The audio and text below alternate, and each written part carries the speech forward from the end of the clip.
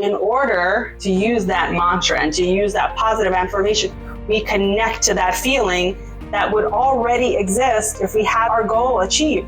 So how does it feel? It feels amazing. So I'm going to feel that now. I'm going to say it now, and it's going to be the truth inside of me that I'm going to attract it externally. Hello, everybody, and welcome back to the Good Gut Feeling podcast, where we digest modern medicine with old world wisdom. My name is Dr. Alexandra Shustina, and I'm so excited to be with you guys again for another exciting topic that we can use today to truly, truly heal. We're going to talk about the top 6 ways that we can heal our bodies using the power of the mind. The power of the mind is profound. The power of the mind is beyond any man-made technology. So how can we utilize it? How can we harness it? How can we practically benefit from it to really, really, truly heal? Why is it important? I'm going to tell you, I see regularly, every day, people who come to me for second opinions, for third opinions, people who have seen the top doctors, who've tried the best diets, who are living their most healthy lifestyles, whether it's sleeping early and sleeping enough and exercising daily and eating the healthiest food, and they're still really sick. And I see this every day. So what is it? What is it about their lifestyle, their health, their genetics? What is it that's causing them to still feel sick? And there's one common denominator, and that is there's an imbalance in their mind. Whether it comes from old traumas, childhood experiences, recent traumas, recent negative experiences, fears that come from God knows where. But those things often sit inside of us and prevent us from getting well. And how does that happen? Well, the brain is the center of our body. It's the central processing unit. It's the computer of our body, but in a much, much deeper, more effective, and more powerful way. So when we have experiences, we can do one of two things. We can store them without giving them meaning, and then kind of try to push them deep inside so we don't have to face them. And unfortunately, that happens a lot in childhood, because often a way that we can use to heal from negative experiences, and those experiences don't have to be horrible objective trauma. Sometimes it's a parent picking us up later, being excluded from kids playing, or feeling left out, or feeling out of place. Those kind of things sometimes can have profound effect on us later in life. So as kids, we don't necessarily, especially at a younger age, have the level of consciousness. We can give it a meaning, like, okay, like they didn't want to play with me, doesn't mean I'm bad. Maybe they're playing something that I don't know, or maybe these are their friends, or maybe they're not comfortable with new people. We can think like that as adults, but as kids, we don't necessarily have that ability. And we sometimes just store those things. And then those things, we don't even know where they come from, the fears, the anxieties. And when we have a thought, it can be positive or negative. And if it's negative, it can create a feeling in the body through different chemical neurotransmitters. And those chemical neurotransmitters can cause inflammation in the body. And inflammation is the framework for all disease. So our thoughts, our stressful thoughts, can actually cause our body to be inflamed. Inflammation causes everything from heart disease to autoimmune disease. Really, every single disease is founded on chronic inflammation. So how do we heal? So we're going to talk about 6 important and exciting, powerful ways that we can heal. Number one is meditation. Meditation is probably one of the most misunderstood things in common society, on the media. People think meditation might be like relaxation. Like, I'm just going to be by myself and quiet and meditate. That could be part of it, but really meditation is something so deep and profound, and there's many, many different ways to do it. There's many cultures around it, and there's many techniques. But one thing that meditation has in common is with other techniques is that meditation allows a person to disconnect from one frequency and reconnect at a higher frequency where that problem doesn't exist. Meditation takes time and practice. So for some people who've never meditated, you tell them, okay, meditate for 10 minutes. That's beyond overwhelming for them. And then they don't see a result from it and they give up and they say, well, I'm just not good at meditating. But no one's not good at meditating, because we can all develop that skill through practice. So if you've never meditated, you've done 0 minutes of meditation, tomorrow you do 1. And the next day you do 2, and the next day you do 3. And just like any skill, you can build it. And you can build it till you can meditate for an hour or an hour and a half or 30 minutes or 25 minutes or whatever it is. But as you practice your meditation, you will be able to go deeper faster and really achieve the goal of disconnecting from the lower frequency and reconnecting at a frequency where that disease does not exist. Number 2 is breath work. The power of the breath is profound. Why is the breath so powerful? Because the breath has the ability to connect our conscious self with our subconscious self. Because think about it. When you breathe, you don't think about it most of the time. So it's totally subconscious. You're breathing, I'm talking, I'm breathing. I'm not thinking about it. I'm sure you guys are not thinking about your breath until I just brought it up. So it's subconscious. However, if I say, take 2 deep breaths, or if I say, hold your breath for 5 seconds, you could totally do that completely with no problem. However, if I say, hold your breath for 10 minutes, you can't do that. Most of us can't do that because the subconscious overrides. So in some ways, it's completely conscious and completely subconscious depending on which aspect we're connected to. And that really allows us to connect our conscious to our subconscious in a way that no other way can do, because there's no other bodily function that's really like that.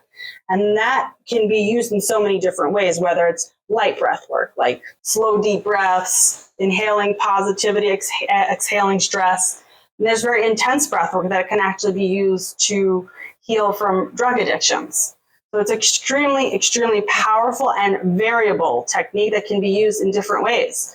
We do have some light breath work on our audio podcast that you guys can listen to and start right away, because it can be used at any moment. You have 30 seconds, you're feeling a little unfocused, stressed out, anxious, go right into the breath. It can be used for an hour and a half to get very deep. Number three is journaling.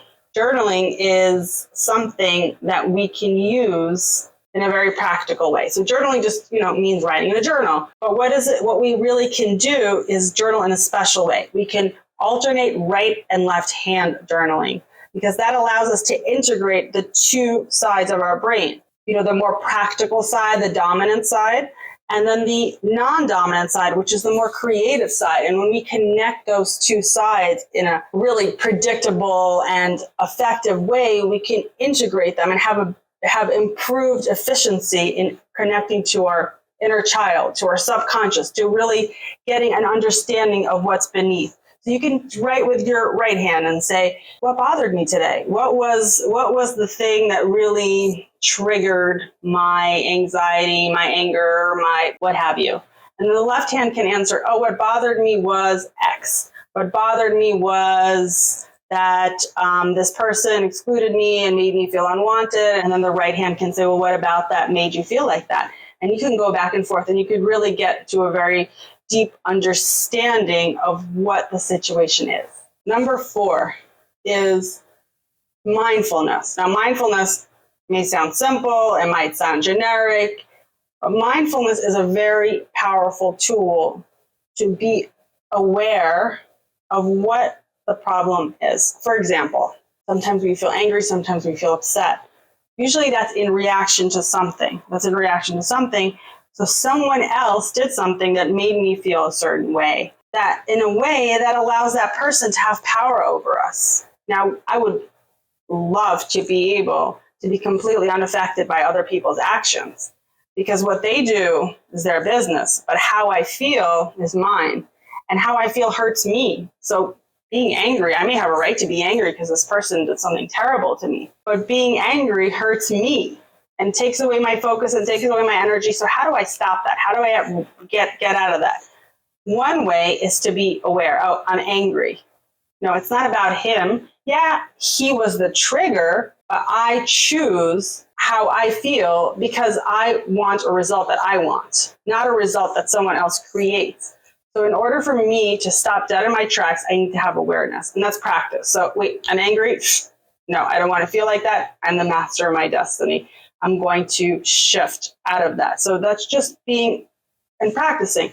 Every time I feel something, why am I so tired? Am I tired? Did I get enough sleep? Yes. Did I eat right? Yes. So why am I tired? Am I emotionally drained because of X, Y, and Z? bringing awareness to it, taking responsibility for it. Number five way that we can use the power of the mind to heal our bodies, and that's through prayer. Prayer is really something so universal, and it doesn't have to be for any specific religion or practice. There was actually an amazing study that was done in the 2000s, and in the early 2000s, they took two groups who had sepsis. Sepsis is an overwhelming total body infection, and they randomized them, and there were people who prayed for one of the groups in different kinds of prayer, not any specific religion or any specific way. And then there was another group that wasn't prayed for. And the people who were prayed for didn't know that they were prayed for. And the people who were prayed for had better results. Now imagine if we use that ability for ourselves as well. We can use that for others, and we can use that for ourselves. So really sending positive intention to someone. That someone could be me. I could be sending positive intention to me, and that can create a different reality, whether it's healing physically, healing emotionally, or achieving a result. Prayer is a very powerful tool, and prayer does not have to be linked to any organized religion or any specific practice. It could just be sending someone positive thoughts. And number 6 way that you can use the power of the mind to heal your body. Another really powerful way, because often we use the opposite way. And this, we can really harness this skill and utilize it for ourselves. And that is positive affirmations or mantras or whatever you want to call it. So many people, unfortunately, it's probably more common than the other way, is that once something happens that goes a little out of our way, we go into like worst case scenario. And why do we do that? If we can visualize the worst case scenario, we can control it. That's usually the reason why we go into worst case scenario. But then we create the worst case scenario, and we can attract the worst case scenario, God forbid. So what we really want to do is attract the best case scenario. So how do we do it? We can use it with positive words. I am healthy. And we want to use words, not like, please make me healthy, or I wish I was healthy, because all those types of thoughts actually come from a place of lack. Like, I don't have them yet. So how do I use positive affirmations in a way that I can attract it? Is as if I was already there. I am healthy. Not only am I saying I am healthy, how does it feel to be healthy? How would it feel for someone who had a chronic debilitating disease for the last 20 years to go outside, feel their best self, have great energy? It would feel amazing. So in order to use that mantra and to use that positive affirmation, we connect to that feeling that would already exist if we had our goal achieved. So how does it feel? It feels amazing. So I'm going to feel that now. I'm going to say it now, and it's going to be the truth inside of me that I'm going to attract it externally. Another very, very powerful way that we can use the power of the mind to heal our body. Thank you. Remember, all this is educational content for you to use today. It doesn't take the place of advice of your medical doctor or other provider. Please find us on wholegut.com. We have a lot of great content. If you want to learn how to work with us, check out our website. I look forward to seeing you next week, and have a great day, great night. Stay healthy and stay guts.